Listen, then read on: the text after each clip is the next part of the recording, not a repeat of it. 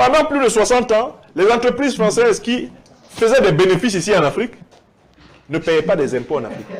Parce qu'on avait mis en place une loi qui dit que chaque entreprise paye des impôts dans son pays. Vous, les Burkinabés, si vous avez des entreprises en France, vous payez vos impôts au Burkina Faso. Vous, les Français, si vous avez des entreprises au Burkina Faso, vous payez vos impôts en France. Vous comprenez ça? Or, en fait, il y a zéro entreprise burkinabé en France qui reverse de l'argent au Burkina Faso. Zéro. Or, l'essentiel des entreprises françaises qui étaient ici ne payaient pas des impôts à l'État burkinabé. L'argent de ces impôts allait où? À la caisse du Trésor français. Or, maintenant que l'Alliance des États du Sahel, le Mali, le Burkina Faso, le Niger ont dénoncé le principe de la double imposition. Et on dit tous ceux qui font des affaires sur notre sol nous payent des impôts. Si nous avons des concitoyens qui font des affaires sur votre sol là-bas, qui payent les impôts là-bas, vous savez ce qui s'est passé? La marge du Trésor a augmenté.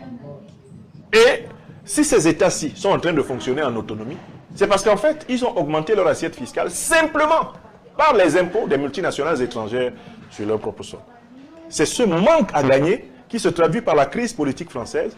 3 000 milliards d'euros sont empruntés tous les mois par la France et celle-ci est en train de voir sa note financière dégradée par toutes les institutions financières internationales. Pourquoi? Parce qu'elle ne peut plus payer. Avec quoi on paye? On paye avec des richesses réelles. La masse monétaire n'explique pas à elle seule la richesse. Il faut qu'elle corresponde à quelque chose de concret.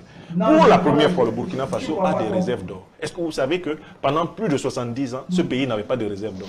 Comment un pays peut avoir de l'or, mais pas de réserve? Et c'est la France qui en a, alors qu'elle n'a pas d'or.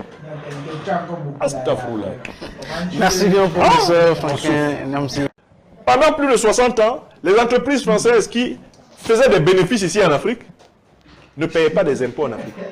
Parce qu'on avait mis en place une loi qui dit que chaque entreprise paye des impôts dans son pays. Vous, les Burkinabés, si vous avez des entreprises en France, vous payez vos impôts au Burkina Faso. Vous, les Français, si vous avez des entreprises au Burkina Faso, vous payez vos impôts en France. Vous comprenez ça?